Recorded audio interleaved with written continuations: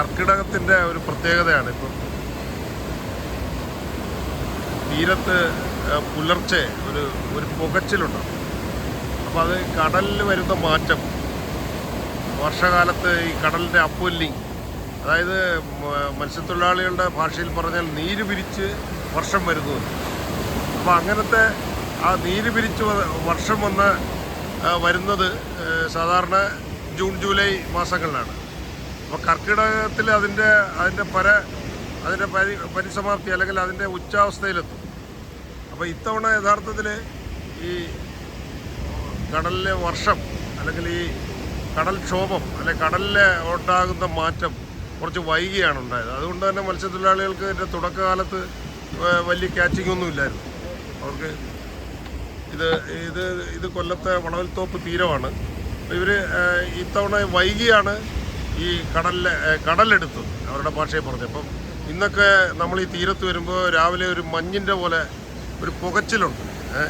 അപ്പോൾ ഈ നമ്മുടെ അടുത്ത് ഇവിടുത്തെ ഒരു പരമ്പരാഗത മത്സ്യത്തൊഴിലാളിയും അതുപോലെ തന്നെ വലിയ വീശുകാരനുമായ, അതായത് ഇദ്ദേഹം ഓരോ സമയത്തും പലതരത്തിലുള്ള ഫിഷിങ്ങാണ്. അതായത് ഇപ്പോൾ വള്ളത്തിൽ പോവുകയാണെങ്കിൽ ഓഫ് സീസൺ സമയത്ത് വീശുവല ഉപയോഗിച്ച് വീശി മത്സ്യം പിടിക്കുന്ന ഒരാളാണ് ഫെലിക്സ്. ഫെലിക്സ്, അപ്പോൾ എന്താണ് ഇപ്പോൾ ഈ പുകച്ചിൽ പോലെ കാണുന്നത്? പുകച്ചിൽ ഈ മാസങ്ങളിൽ വാടനീര് വെള്ളം വടക്ക് ദിശയിലോട്ട് വെള്ളം കരയ്ക്കുള്ള കടലിലെ വെള്ളം വടക്ക് ദിശയിലോട്ട് വലിക്കുമ്പോഴാണ് അതിൻ്റെ പേര് ഞങ്ങൾ പരമ്പരാഗത പറയുന്ന വാടനീരെന്ന് പറയും. ആ വാടനീര് വലുവിലാണ് ഇപ്പം ഈ പുകച്ചിൽ വന്നിരിക്കുന്നത്. കർക്കിടക മാസത്തിൽ സാധാരണ വരുന്ന പുകച്ചിലായത്. അപ്പോൾ ഈ പുകച്ചിൽ വരുന്ന സമയത്ത് മത്സ്യം കിട്ടുമോ? മത്സ്യങ്ങൾ ചില സാഹചര്യത്തിൽ തെക്കൻ സമുദ്രത്തിൽ നിന്ന് ഒതുങ്ങി വരുന്ന മത്സ്യങ്ങൾ കൂടുതലും ഇവിടെ കിട്ടാറുണ്ട് ഈ വാടനീര് വരുന്ന സമയത്ത്. അല്ല, നിങ്ങളുടെ വലയിൽ ഇന്നിപ്പോൾ വലിയ മെച്ചമായിട്ടല്ലല്ലോ? ഇന്ന് വളരെ പരാജയം. അങ്ങനെ ഇപ്പോൾ നമ്മൾ തിരുവനന്തപുരത്തും അതുപോലെ നീണ്ടകരയിലും, ഇപ്പോൾ നീണ്ടകരയോട് തൊട്ട് കിടക്കുന്ന സ്ഥലമല്ലേ, ഇപ്പോൾ ഇവിടെ ഈ കടൽക്ഷോഭം ഉണ്ടല്ലോ, നിങ്ങളെങ്ങനെ കടലിനെ നേരിടുന്നത്? ഇവിടെ ഇച്ചിരി സ്ഥലമുള്ള നമുക്ക് പോയി മരിക്കാനുള്ള സ്ഥലം ഇച്ചിരി സ്ഥലമാണ്. അത് നോക്കി ഇന്നുകൊണ്ട് നമ്മൾ മാരി ഇല്ലാത്ത സമയം നോക്കി വെള്ളം ഇറങ്ങി ഓടും. അല്ല, മാരി വന്നാൽ എന്ത് ചെയ്യും? മാരി വരുമ്പോൾ നമ്മൾ ഒഴിച്ച് മാറാൻ നോക്കും, അല്ലെങ്കിൽ വെള്ളം ചിലപ്പോൾ പൊട്ടും. ഇതൊക്കെ തന്നെ സംഭവം. അല്ല, അപ്പോൾ നിങ്ങളെങ്ങനെ ജീവിതം പണയം വെക്കുമ്പോഴേ നിങ്ങളുടെ കയ്യിൽ ലൈഫ് ജാക്കറ്റുകൾ കാണുന്നില്ലല്ലോ? അങ്ങനെയുള്ള സാധനങ്ങളൊക്കെ ഉണ്ട്. ഇപ്പം മാരി ഇച്ചിരി പണമായതിൻ്റെ പേരിൽ അതിനുള്ള എക്യുപ്മെന്റ്സുകളൊക്കെ കൊണ്ടുപോകുന്നുണ്ട് ഞങ്ങൾ. പക്ഷേ ഇപ്പം നിങ്ങളുടെ വള്ളത്തിലൊന്നും ഞങ്ങൾ വള്ളം കര വന്നു കഴിയുമ്പോഴത്തേനും അതൊക്കെ ഒതുക്കി വെച്ചിരിക്കും. ട്രക്കിനകത്ത് ഞങ്ങൾ ഒതുക്കി വെച്ചിരിക്കും. വള്ളം പോകാൻ നേരത്ത് അതൊക്കെ എടുത്തിട്ടിട്ടാണ് ഞങ്ങൾ സേഫ്റ്റി ആയിട്ട് പോകുന്നത്. ഈ കടൽക്ഷോഭം വരുന്നത് നിങ്ങൾക്ക് മുൻകൂട്ടി അറിയാൻ സാധിക്കും. ഞങ്ങൾ ഏത് ദിശയിൽ ഇരുള് നിർത്താനോ ഒന്നും ഞങ്ങൾക്ക് അറിയാൻ സാധിക്കും. അപ്പോട്ട് വരുന്ന കോളാണെന്ന് ഞങ്ങൾക്ക് അറിയാൻ സാധിക്കും. അറിയിപ്പ് ലഭിക്കുന്നുണ്ടല്ലോ കറക്റ്റായിട്ട്. നമുക്കത് കണക്കാക്കി പണിക്ക് പോകത്തുള്ളൂ. പണിക്ക് പോകില്ലെന്ന് പറഞ്ഞാൽ നമ്മൾ പിന്നെ പോകത്തില്ല. ഇവിടുത്തെ കടലിൽ പോകുക 5 മണിക്ക് ശേഷം 5 മണി 5:30 മണി നമ്മൾ ഇവിടുന്ന് വെള്ളം ഇറക്കത്തുള്ളൂ. നമുക്ക് ഇവിടുത്തെ കാഴ്ച കണ്ടുകൊണ്ട് നമ്മൾ വെള്ളം ഇറക്കത്തുള്ളൂ. അല്ല, ഇവിടുത്തെ ഒരു പ്രത്യേകത എന്ന് പറഞ്ഞാൽ ഇതെല്ലാം ഒരു സമൂഹം മുഴുവൻ ഈ മത്സ്യബന്ധനം നടത്തി ജീവിക്കുന്നവരാണ്. അപ്പോൾ അവർ പരസ്പരം അറിയാവുന്നവരും സഹോദരങ്ങളും ബന്ധുക്കളും ഇവിടെ ഉള്ളവർ തന്നെയാണ്. കുടുംബത്തിൽപ്പെട്ട ആൾ തന്നെ ഇത് മൊത്തം. ഇതിപ്പോ ഒരു കുടുംബത്തിൽപ്പെട്ടാണ്, അനിയനും ജ്യേഷ്ഠനുമാണ് ഇത്. ഈ കടലിനടിയിലുള്ള ഏത് കല്ലിൻ്റെ പുറത്ത് ഏത് മാരി പട്ടാലും ഞങ്ങൾക്കറിയാം ആ കടൽ വളച്ച് എവിടെ ചെന്ന് തീരുമെന്നുള്ളത്, അതിൻ്റെ ശക്തി എവിടെ ചെന്ന് തീരുമെന്നുള്ളത് ഞങ്ങൾക്കറിയാം. പക്ഷെ ഇവരെക്കുറിച്ച് പറയുന്നൊരു പരാതി, ഇവരുടെ അടുത്തേക്ക് മത്സ്യം വന്നാലേ ഇവർ പിടിക്കത്തോളെന്നാണ്. ഇവർ ഉള്ളിലോട്ടൊന്നും പോകത്തില്ല അധികം. ഈ മാസങ്ങളിൽ നമ്മൾ ദൂരോട്ട് പോകാറില്ല. ഈ മാസങ്ങളിൽ നമ്മൾ പരമാവധി നമ്മൾ അടുത്ത പണിക്കേ പോകത്തുള്ളൂ. കയ്യകലം പോകും, നമ്മൾ ഇവിടുന്ന് കായംകുളത്തൊക്കെ പോകും. അത് ഇപ്പൊ പറ്റത്തില്ല. ഇപ്പൊ നമ്മൾ ഇവിടെ വിട്ടെങ്കിലും പോകത്തില്ല. മീൻ മതി, അങ്ങനെ പോകത്തുള്ളൂ. ജീവൻ പണയം വെച്ചുള്ള മൺസൂൺ കാലങ്ങളിൽ ഞങ്ങൾ 3 മാസത്തിൽ ഞങ്ങൾ 1.5 കിലോമീറ്റർ ഈ മൺസൂൺ കാലത്ത് 3 മാസം ഞങ്ങൾ ഈ നമ്മുടെ തൊട്ടടുത്ത 1.5 കിലോമീറ്റർ വിട്ട് ഞങ്ങൾ എങ്ങും പോകാറില്ല. നിങ്ങൾക്കിപ്പോൾ വലിയ ക്യാച്ചിങ്ങിൽ പരവൊന്നുമില്ല.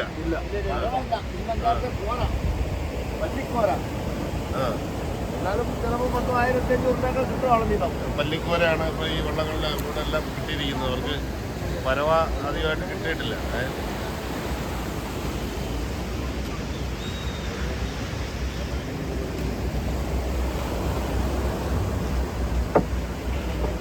ഈ ട്രോളിംഗ് ബാൻ മാറിയിട്ട് ഈ വലിയ ബോട്ടുകൾ ഫിഷിങ്ങിന് ഇറങ്ങിയല്ലോ, എങ്ങനെയുണ്ട് നിങ്ങൾ? അതിൻ്റെയും വലിയ പരാജയം ഞങ്ങൾ നേരിട്ടുകൊണ്ടിരിക്കുക. രണ്ടുകൂടി വലിക്കുന്നതിൻ്റെ പരാജയങ്ങൾ ഞങ്ങളിവിടെ ഏറ്റവും കൂടുതൽ നേരിട്ടുകൊണ്ടിരിക്കുക. പെയർ ട്രോളിങ് നമ്മളെ കണ്ടിട്ട് രണ്ടു കൂടി ബോട്ട് വലിക്കുന്നതും ഗുജറാത്തി വല വെച്ച് വലിക്കുന്നതും ഞങ്ങളെപ്പോലുള്ള അത്താഴ പട്ടിണിക്കാരെ അവർ പട്ടിണിയിലാക്കിക്കൊണ്ടിരിക്കുക. അവർക്ക് ലക്ഷങ്ങളും കോടികളുമാണ് കിട്ടുന്നത്. പക്ഷേ ഞങ്ങൾക്ക് ഇവിടെ അർദ്ധപട്ടിണിക്കാരാണ്. ഞങ്ങൾക്ക് ഒരു നേരം എളുപ്പിലെ 5 മണിക്ക് നീട്ടാൻ പോയി 7 മണിക്ക് മുമ്പേ കര വരുന്ന ഞങ്ങൾക്ക് ഒന്നും തന്നെ കിട്ടാറില്ല. അതിൻ്റെ പരാജയങ്ങളായിപ്പോൾ ഞങ്ങൾ ഏറ്റുവാങ്ങിക്കൊണ്ടിരിക്കും. നിങ്ങൾ ഈ സീസൺ സമയം അല്ലാത്തപ്പോൾ വീശാൻ പോകുന്നു പറഞ്ഞല്ലോ, എവിടെയാണ് നിങ്ങൾ കേരളത്തിൽ? ഞങ്ങൾ കന്യാകുമാരി വരെ പോകും ഇവിടുന്ന് വീശാൻ തീരദേശത്ത്. എങ്ങനെ അത് വല കൊണ്ടുപോകും? വല കൊണ്ടുപോകും. അതിനകത്ത് വലയും ഭക്ഷണവും വെള്ളവും എല്ലാമായിട്ടാണ് ഞങ്ങൾ ഇവിടുന്ന് പോകുന്നത്. കേരളത്തിൻ്റെ പല കടലിലും തീരത്തും വീശുവല ഉപയോഗിച്ച് മത്സ്യബന്ധനം നടത്തുന്ന ഒരു രീതിയും ഇവർക്കുണ്ട്. ഇവരിങ്ങനെ യാത്ര ചെയ്ത് അവിടെ പോയി വീശി ആ മീൻ വീശുന്ന അത് കടലിൻ്റെ ഒരു വേറൊരു തരം മത്സ്യബന്ധനമാണ്. വളരെ വളരെ പഴയ രീതിയിലുള്ളൊരു മത്സ്യബന്ധനമാണ്. ഇതാണ് വളവൽത്തോപ്പ് തീരം. വളവൽത്തോപ്പ് തീരത്ത് ഈ ഒരു മൺസൂൺ കാലത്തെ സീസൺ അതിൻ്റെ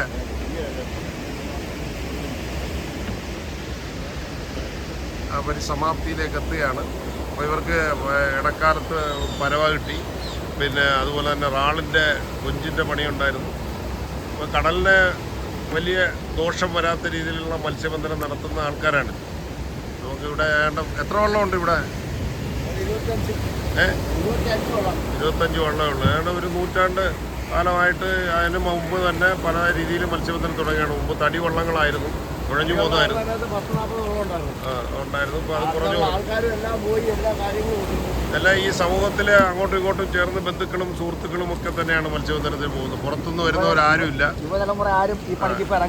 പുതിയ തലമുറ ഇപ്പോൾ ഇവരോടൊപ്പം ഇല്ല. അപ്പോൾ ഇതിൻ്റെ ഒരു കണ്ണിയറ്റു പോകുന്ന ഒരു തലമുറയാണ്. അപ്പോൾ അവർ വിദേശത്ത് ജോലി ചെയ്തവരുണ്ട്, മറ്റ് ജോലികൾ ചെയ്തവരുണ്ട്. അവസാനം അവർ ഈ കടലിൽ തന്നെ വന്ന് അവരുടെ പണി 4-5 അമ്മക്കളുണ്ട് ഞങ്ങൾക്ക്. ഈ 4 പേർക്കും കൂടെ ഒരൊറ്റ ആൾ കടലിലെ പണിക്ക് ഇറങ്ങിയിട്ടില്ല. പണി അങ്ങ് നിർത്തിവെച്ച് ഈ തലമുറ ആരും ഈ പണിക്കാട്ട് വരുന്നില്ല. ഈ ഞങ്ങളുടെ കാലം കഴിയുമ്പം ഈ പണി കഴിയുന്നൊരു രീതിയിലാണ് നീങ്ങുന്നത്. അപ്പോൾ ഈ മത്സ്യബന്ധനവും ഈ രീതിയും ഇവരോട് തന്നെ അത് അസ്തമിക്കുമെന്നുള്ളതാണ് ഇവരുടെ ഒരു ആശങ്ക.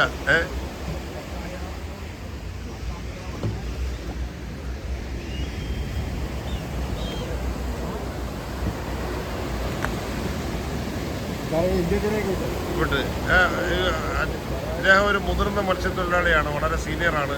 അപ്പോൾ ഇവരെ സഹായിക്കാൻ വേണ്ടി വന്ന് നിൽക്കുകയാണ് മിസ്റ്റർ ജർമാനി അല്ലേ, ജേക്കബ് ജർമാനി.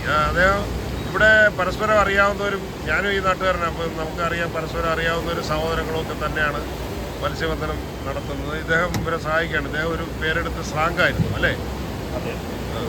കടലിലെ വലിയ ഫിഷിംഗ് ബോട്ടിലെ നോർവീജിയൻ പ്രോജക്റ്റിൻ്റെ കാലത്തെ സ്രാങ്കായി മത്സ്യബന്ധനം നടത്തിയ ഒരാളാണ്. ഇപ്പോൾ അദ്ദേഹത്തിന് 80 വയസ്സായോ? 82 വയസ്സായി. ഇപ്പോൾ ഇവർ ഈ വള്ളത്തിൽ വരുന്ന മീനുകളൊക്കെ അഴിക്കാനൊക്കെ അവരെ സഹായിക്കും. എങ്ങനെയുണ്ട് ഇപ്പോഴത്തെ ഇന്നത്തെ അല്ലെ പൊതുവിൽ എങ്ങനെയുണ്ട് ഈ സീസൺ? വലിയ ഗുണമില്ല എങ്കിലും പഴയ കാലത്തെ പോലെ കിട്ടുന്നില്ലെങ്കിലും കുറേശ്ശെ കിട്ടുന്നുണ്ട് മത്സ്യം.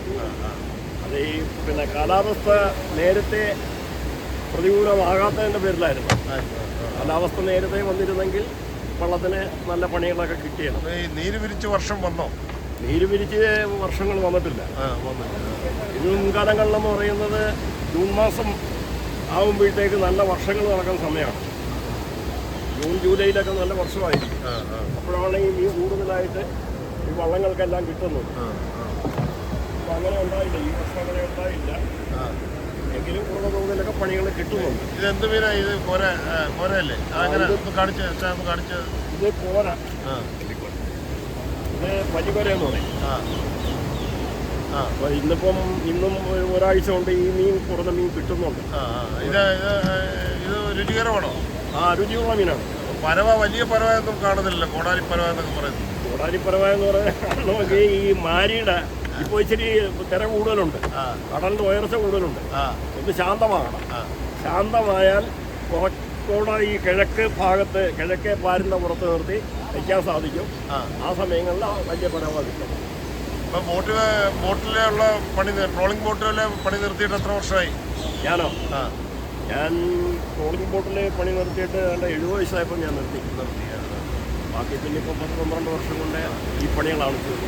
ഇവിടെ സഹായിച്ചു കൊടുത്താൽ അതിനുള്ള പ്രതിഫലം കിട്ടുന്നുണ്ട്. അതായത് തീരത്തുള്ളവരെല്ലാം സഹോദരങ്ങളും പരസ്പരം അറിയാവുന്നവരും ആയതുകൊണ്ട് അവർക്ക് അതെ വലിയ കാരണമെന്ന് പറഞ്ഞാൽ പരസ്പരം എല്ലാവരും ബന്ധുക്കളും അറിയാവുന്നവരും ആയതുകൊണ്ട് നിർദ്ദേശങ്ങൾ കൊടുക്കുകയും ചെയ്യുന്നുണ്ട്. കടൽക്ഷോഭം വരാൻ പോകുന്നത് മുതിർന്നവും കടലറിവുള്ള മത്സ്യത്തൊഴിലാളികൾ ഇവർക്ക് നിർദ്ദേശം കൊടുക്കുകയും ഇവരതനുസരിച്ച് മത്സ്യബന്ധനത്തിന് പോവുകയൊക്കെ ചെയ്യുന്നതുകൊണ്ട് ഇവിടെ വലിയ കടലപകടവും ഒന്നും ഉണ്ടാകാതെ അവരിങ്ങനെ കാലങ്ങളിലൊക്കെ അപകടം കൂടുതലുണ്ടായിരുന്നു. അപകടം ഉണ്ടായിരുന്ന കാരണം എന്ന് പറഞ്ഞാൽ അന്നത്തെ തോണി വള്ളങ്ങളാണ്, കുഴഞ്ഞു പോകുന്ന വള്ളങ്ങൾ. അതിൽ വർഷത്തിൽ 1-2 ആളുകളൊക്കെ മരിച്ച സമയങ്ങളുണ്ട്. ഇപ്പോഴെന്ന് പറയുന്ന വള്ളത്തിന് വ്യത്യസ്തമുണ്ട്. തുഴഞ്ഞു പോകുന്നതല്ല, ഇഞ്ചിൻ പിടിപ്പിച്ചിട്ടുള്ള വള്ളങ്ങളാണ്. അപ്പോൾ ആ വള്ളം ആയതുകൊണ്ട് കുറേ കൂടെ അപകടം ഒഴിവാക്കാനുള്ള സാധ്യതകളുണ്ട്. നേരത്തെ തന്നെ കാറ്റോ കോളോ ഉണ്ടാകുന്നതിന് മുമ്പേ ഓടി കരയ്ക്ക് എത്താനൊക്കെ ഉള്ള സാഹചര്യമുണ്ട്. അതുകൊണ്ട് കുറച്ചൊക്കെ അപകടം ഒഴിവാകുന്നു.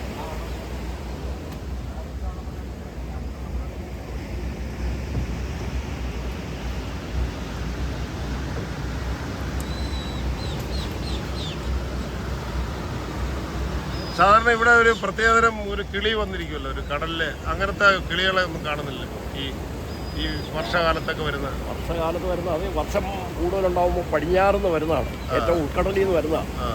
ഉള്ളിലെ കടലിൻ്റെ ഉള്ളിൽ അറിയാമല്ലോ, വലിയ പാറക്കെട്ടൊക്കെ ഉണ്ട്. അവിടെയൊക്കെ ഇരിക്കുന്ന കിളികളാണിത്. അത് അന്നേരം പിന്നെ കരയ്ക്കോട്ട് വരും വലിയ വർഷകാലത്ത്. പാറക്കെട്ടെന്ന് പറഞ്ഞാൽ പാറക്കെട്ട് പാറക്കെട്ടുണ്ട്. കടലിൻ്റെ പടിഞ്ഞാറ് ഭാഗത്തൊക്കെ ഉണ്ട്, ഈ കണ്ണൂർ ഭാഗത്തുമൊക്കെ ഞാൻ കണ്ടിട്ടുണ്ട്. അപ്പോൾ അതിലൊക്കെ ഇരിക്കുന്ന കിളികളാണ്. വർഷകാലത്താണ് അവരിങ്ങോട്ട് ഇറങ്ങി വരുന്നത്.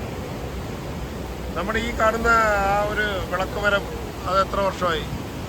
ഇതിപ്പോൾ പഴക്കം പറഞ്ഞാൽ ഞാൻ 1-2 പ്രാവശ്യം പറഞ്ഞതാണ്. ഏതാണ്ട് ഒരു 120 വർഷത്തോളം പഴക്കമുണ്ട്. ബ്രിട്ടീഷുകാർ വെച്ചതാണ്. ബ്രിട്ടീഷുകാരുണ്ടാക്കിയാണ്. കാരണം അയാളുടെ ഇത് കോൺട്രാക്ട് പിടിച്ച് പണി ചെയ്ത് കൊടുത്ത ആളിൻ്റെ ചെറുമകനും ഞാനും കൂടെ കൂട്ടുകാരായിരുന്നു. അപ്പോൾ എപ്പോഴും പറയുന്നേക്കാം എൻ്റെ വലിയച്ഛൻ ആണ് ഇത് ചെയ്യിപ്പിച്ചത് എന്നൊക്കെ പറയും. അതുകൊണ്ട് അതെനിക്കറിയാം. ഈ വിളക്കുമരം വലിയൊരു സഹായമാണ് ഇവിടുത്തെ മത്സ്യത്തൊഴിലാളികൾക്കും, ഇതുവേ എല്ലാ മത്സ്യത്തൊഴിലാളികൾക്കും. ഒരു നൂറ്റാണ്ടായി മത്സ്യത്തൊഴിലാളികൾക്ക് വഴികാട്ടിയായി നിൽക്കുന്ന വിളക്കുമരം ആണ് വളവത്തോപ്പിൻ്റെ ഒരു മുഖമുദ്ര. അപ്പോൾ അതവർ പറയുന്നത് അത് പല കടൽക്ഷോഭങ്ങളിലും കടലുള്ളപ്പോഴും കടൽ ഇരുണ്ട് വരുന്ന സമയത്തൊക്കെ തീരെ ലക്ഷ്യമാക്കി വരാനും ഒക്കെ ഇവർക്ക് ഒരുപാട് ഉപയോഗപ്രദമായിരുന്നു.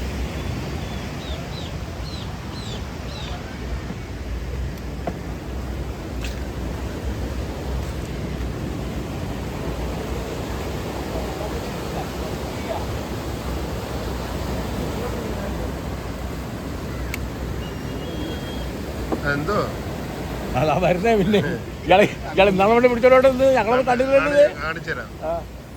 എന്റെ മുഖം കിടക്കണം.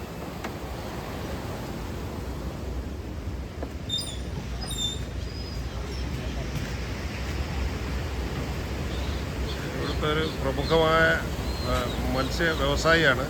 അദ്ദേഹം ഇപ്പോൾ വിശ്രമ ജീവിതമാണ്. ഇപ്പോൾ മത്സ്യ കച്ചവടം ഉണ്ടോ? ഇല്ല. അറിയപ്പെടുന്ന ലോബ്സ്റ്ററിൻ്റെ ഒരു എക്സ്പോർട്ട് ചെയ്യുന്ന, അപ്പോൾ ലോബ്സ്റ്റർ എടുക്കുന്ന ഒരു പ്രധാന ഏജൻസി ഉള്ള ആളാണ് അദ്ദേഹം. ഇപ്പോൾ ലോബ്സ്റ്റർ നോക്കി നിൽക്കുകയാണ്. ഇവിടുന്ന് നിന്ന് കൊഞ്ചു വിലയ്ക്ക് പോയാൽ ഇല്ല, ഇതിപ്പോൾ പോയിട്ടില്ല, എല്ലാം മീൻ വിലയ്ക്കാണ് പോകുന്നത്. അപ്പോൾ ഇദ്ദേഹം ഇങ്ങനെ രാവിലെ, അപ്പോൾ ഇവിടുത്തെ ഒരു മത്സ്യബന്ധന രീതിയും അതിൻ്റെ വിപണനത്തിൻ്റെ ഒരു പ്രത്യേക രീതിയാണ്, മനസ്സിലായില്ലേ? ലോബ്സ്റ്റർ എടുത്തു കഴിഞ്ഞാൽ ഇവിടെ ഇതിനടുത്തോട്ട് ചേർന്നുള്ള ഷെഡുകളിൽ തന്നെ അതിനെ ജീവനോട് സംരക്ഷിച്ചിട്ട് കയറ്റുമതിക്ക് ഉപയോഗിക്കുകയാണ്. അപ്പോൾ ഇതിനെന്തോ കിലോയ്ക്ക് എന്ത് വിലയുണ്ട്? ഒരു വില 1850. ഇത് ഏത് രാജ്യങ്ങളിലൊക്കെയാണ് കൂടുതലും? ഹോങ്കോങ്. ഇത് എന്തിൻ്റെ ഇത് സൂപ്പും അങ്ങനെ എന്ത് അതൊന്നും നമുക്ക് അറിയത്തില്ല. ഇല്ല. ഹോങ്കോങ്ങിലാണ് ഈ സാധനം കയറ്റി വിടുന്നത്. ഹോങ്കോങ്ങിൽ 2 സ്ഥലമുണ്ട്, ഹോങ്കോങ് ഉണ്ട്, ഷാങ്കായ് ചൈനയില്. അപ്പോൾ ഇവിടുന്ന് നമ്മൾ എത്ര കിട്ടിയാലും നമ്മളത് ലൈവിലാണ് പോകുന്നത് അല്ലേ? ലൈവാണ്. ഡെപ്ത് ഇല്ല. അതെ, ജീവനോടാണ് ഇത് കയറ്റുമതി. ഹോങ്കോങ്ങിൽ ചെല്ലുമ്പം ചാടി തറ വീണം.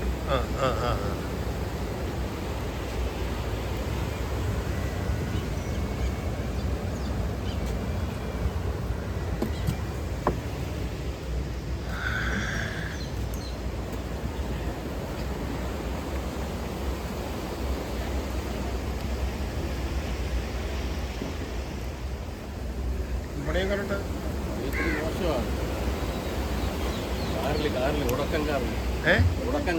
എന്ത് കാണിച്ചു തരണം, കാണിക്കാതെ എടുത്ത് കാണിക്കും. ഇത് ഭയങ്കര ഉടക്കായത്.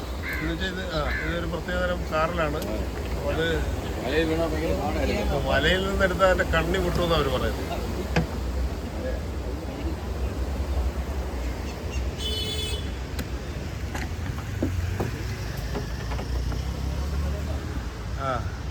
അലക്സാണ്ടറെ ഓക്കെ അല്ലേ? കടലിലെല്ലാം പോയി മീൻ പിടിക്കണമെന്ന് അങ്ങനെ പിടിച്ച ഫോട്ടോ എടുത്ത് കഷ്ടപ്പെട്ടവരെ പിടിക്കരുത്. അല്ല, അവൻ സഹായിക്കാൻ നിൽക്കുന്നില്ല. അല്ല, കഷ്ടപ്പെട്ടവരെ പിടിക്കരുത്. അച്ഛാ ഇവിടെ നിൽക്കാതാ അച്ഛാ? ഹലോ, നമുക്ക് കാണണ്ടേ? കാണണ്ടേ?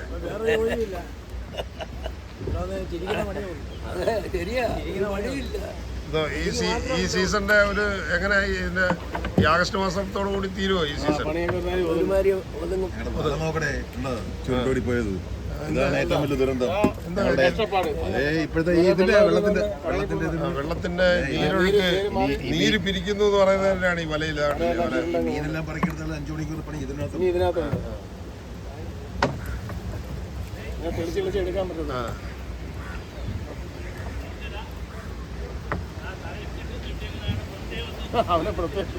എല്ലാ പ്രത്യേകം ഒരുപാട് പേര് എടുത്തിട്ടുണ്ട്. പേപ്പറുകാരാണ് കൂടുതൽ എന്നെ എടുത്തത്.